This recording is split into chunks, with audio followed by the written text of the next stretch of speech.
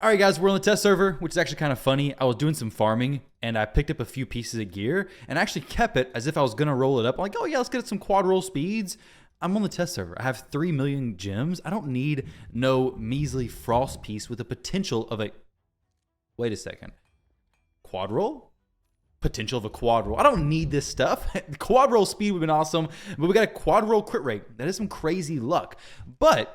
we're not talking about that today. What we're talking about today is Thor and the fusion. And honestly, if you needed more reasons to go for this champion, besides his crazy Hydra damage, his solid potential for an arena champion, live arena, whatever it may be, but also he is an incredible duo content champion. Let me show you duo Icegolem, duo Spider, duo Dragon. Now, I ran each of these 10 times. When it comes to the live servers, I may run it a lot more. But these runs so far seem pretty good. So we're going to do stage 10 of Icegolem. The Icegolem 10 hard team is going to be between him and Artak. I chose Artak over Ninja because my Artak has a 5-star soul. If you have a Ninja with a 5-star soul, that may be excellent. Really, if you have any champion, Sulfurion potentially, with an HP burn activation as well, that's going to be great for Icegolem. HP burn activation, but also can sustain the hits from the Icegolem. It's going to work out amazing. Now, stage 10 is far better than stage 9. Let me show you real quickly why stage 9 just doesn't work, okay? So before you like, oh, I want to do stage 9 because it's strong affinity, which is true, it is. But there's a little bit of problem in the second wave. Check this out. In just a moment, we're going to get through this wave, and Thor is, all hyped up with his damage, going to blast the enemies, which ends up blasting himself because Plarion thinks it's funny to put Taturas in the waves that reflect damage and kills your champions, kills your damage dealer, which ruins stage 9 for a lot of team compositions, even seer teams. But stage 10 doesn't have the same problem. However, a problem that I did have was moving from the first wave to the second wave. The AoE attacks may have been out of order, so entering the second wave, I didn't have the AoE stuff ready to start snowballing that stun ability and all that kind of good stuff. The stun helps lock him down, of course. The damage he deals is amazing, and the decreased speed is actually a huge help. So what I've done is I turned off his A3 ability, and on the first wave, so he opens with it and then doesn't use it. And then on the second wave, he opens with that A3, placing the decreased speed. I believe that's the ability that does the decreased speed. He does the decreased speed, does his A2, does some A1s, gets the passive ability proccing, and gets a pretty quick clear time on Icegolem 10 hard. And then we have Artak. During the waves, he doesn't do anything other than his A1 ability. And then when we get to the Icegolem, Artak is just placing the burns and activating the burns, and apparently also not having enough resistance to resist the heal reduction, which is pretty important considering he's only healing from regeneration set plus the blood shield ring, and he's doing pretty good. This is all fine, no problems with this run until the Icegolem does a slam. So you got to make sure your Artak does as little damage as possible. We don't want Brimstone, we don't want War Master, we don't want crit rate. Ideally, you don't want any of that stuff. You don't want him doing damage. You only want him placing the burn and activating the burn. So if you have a Sulfurion, if you have any other HP burn activating champion, it's going to work the same way. Now this Thor build is currently in lethal plus cruel with some Slayer stuff. Doesn't really matter. If you have good stats, he's going to be fine. He may clear the waves faster or slower depending on what build you have, but lifesteal's also a potential way to go. But since I'm probably going to be using him in the arena in the future anyways, this seems like a great build to go. Now skills, we have Nature's Wrath. I think this is a great one, especially if you don't have a ton of buffs on the champion. Ton of buffs, Heaven Cast is possibly better, but Nature's Wrath, he's placing tons of debuffs. He's going to have the 15% damage boost pretty quickly. And then for the masteries, I do have War Master on him. I'm trying to decide if I want War Master or Helm Smasher for this content. It doesn't really matter. War Master does get his passive stacks built up a little bit quicker, so it's worth considering. The masteries really don't make or break him. Honestly, it's the champions you run alongside him that are going to be the most important, because these champions are going to be the ones that, when you get to the boss, they're actually soloing the boss. So my Artak, from here on out, I'll only show the boss solo champion skills. So we have Artak, good HP on Icegolem specifically, good HP defense, we have good speed, we have accuracy and resistance that's appropriate to actually resist or apply our debuffs. For skills, we have emergency heal, which you need a blood shield ring to take advantage of as well. And then we have these masteries. These masteries have worked out great, so that is the Artak build. For the Icegolem presets, what I had was Thor in round 1, round 2, and round 3, and then Artak round 1, round 2, round 3. Now let's jump over into Dragon. So Dragon 10 hard.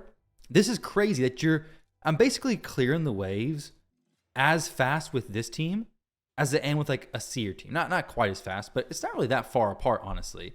Especially with having no decreased defense, something like that. It's pretty crazy quick. We could throw, like I said, we could throw on Helm Smasher instead of War Master. It's going to do great. And I may actually do that.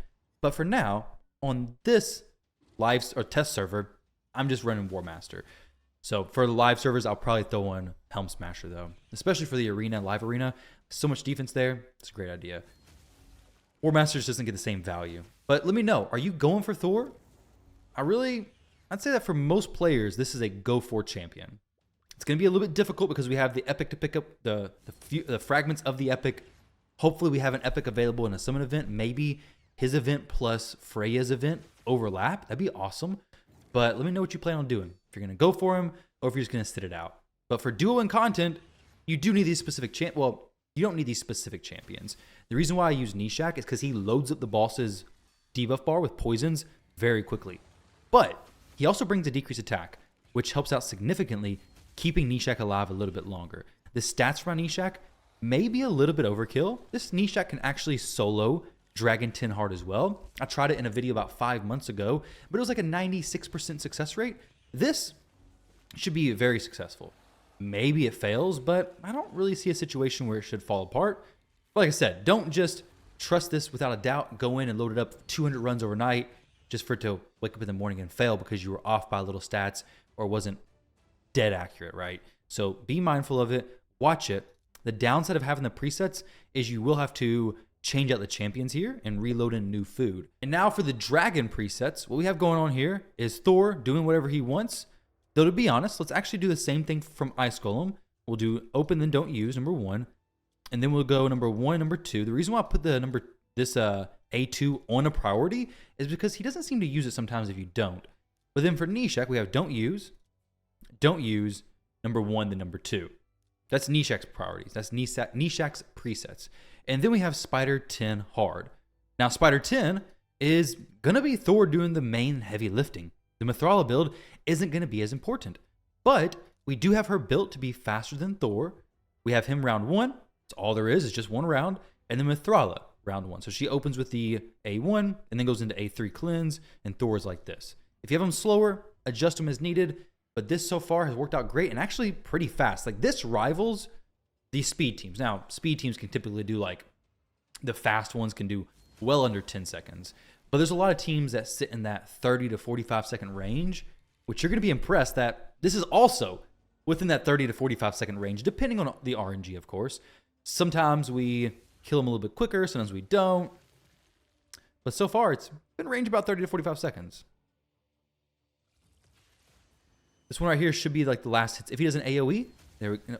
Close. We have one more hit to do. If he had Soul Reap, it probably would have killed the big spider. But still, sitting between, let's see, 45 seconds, please. Okay. Big spider takes a turn, have been dead. Okay, 46 seconds. Dang, I was off by 1 second. But 13 turns, 46 seconds. So what you have here is a Icegolem solo champion, Icegolem duo setup, who is doing it in like a minute 10.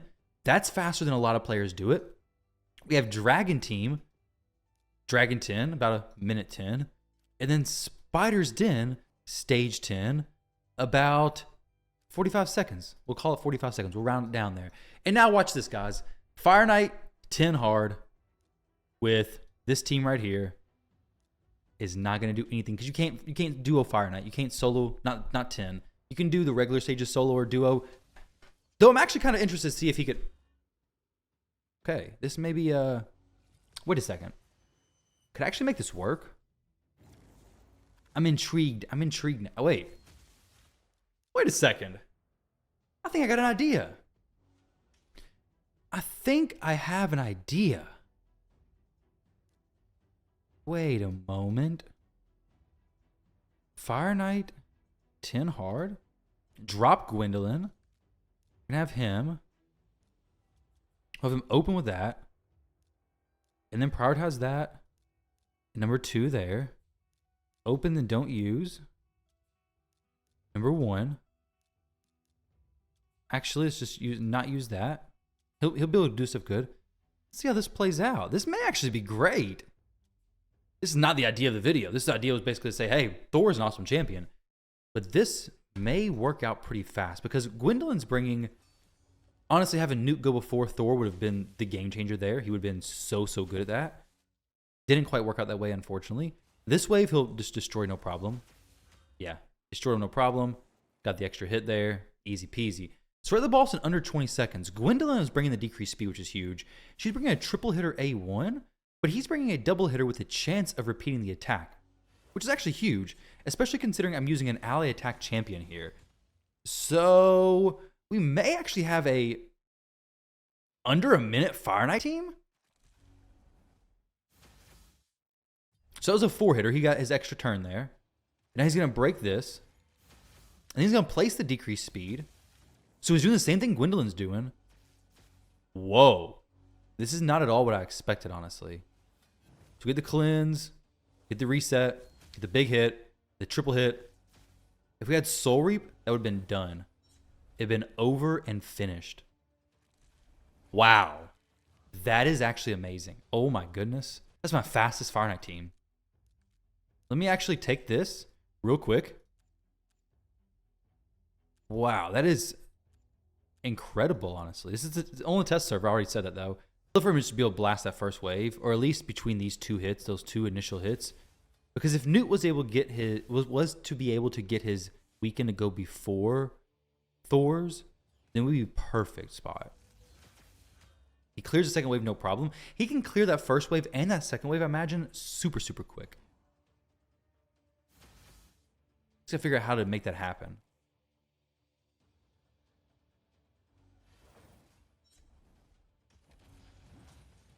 So we're doing the counterattacks here. The Soul Reap should make it under a minute. That's actually awesome if so. So this is the team to run. If you're looking for a fast Fireknight team, you don't need double Newt.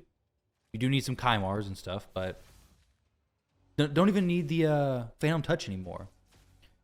The decreased speed will need to land, which could be a little bit of a worrisome thing.